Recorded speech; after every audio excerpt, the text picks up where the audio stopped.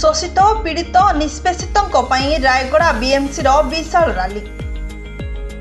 भारतीय मजदूर संघर केंद्रीय संगठन निष्पत्ति क्रमे भारतर समस्त जिलापालों जरिए माननीय प्रधानमंत्री एवं केंद्र अर्थमंत्री उद्देश्य दाबीपत्र प्रदान करा जायछि।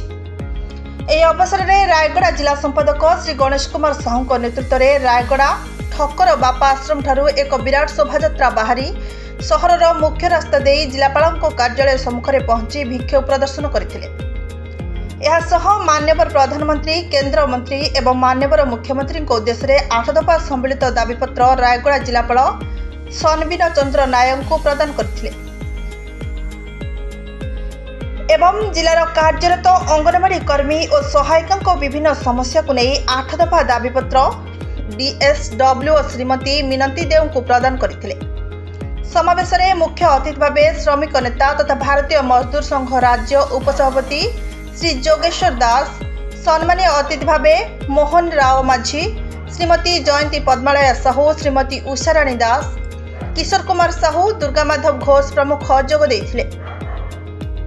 संप्रति देश में रही प्राय 76 लक्ष ऊर्ध्व ईपीएस 95 पेंशन भोगी सर्वनिम्न पेंशन 1000 रु 5000 को वृद्धि करने, सांप्रतिक नित्य व्यवहृत सामग्री गुड़िकर अहेतुक मूल्य वृद्धि समय अंगनवाड़ी कर्मी, आशा कर्मी, मध्याह्न भोजन प्रस्तुतिकारी भली स्कीम कर्मचारी तथा बीडी, वृक्षारोपण, चा बगीचा कर्मचारी, कृषि श्रमिक एवं खनि श्रमिकों भली असंगठित कर्मचारी माने सामाजिक सुरक्षा अंतर्गत सर्वनिम्न पेंशन दाबी रखिछि।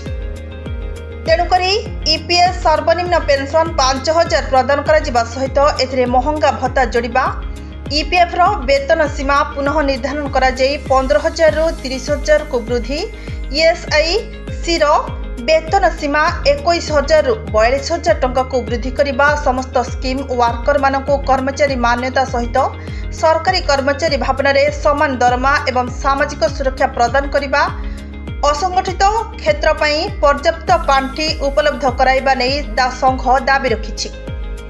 आयोजित एही समावेश कार्यक्रम को प्रमोद पति, तमल साहुकार, आनंद राउल, धर्मसिंह नाग, जयदेव सेठ, प्रताप साहू, बसंत बाग प्रमुख जोगदे सफल करथिले।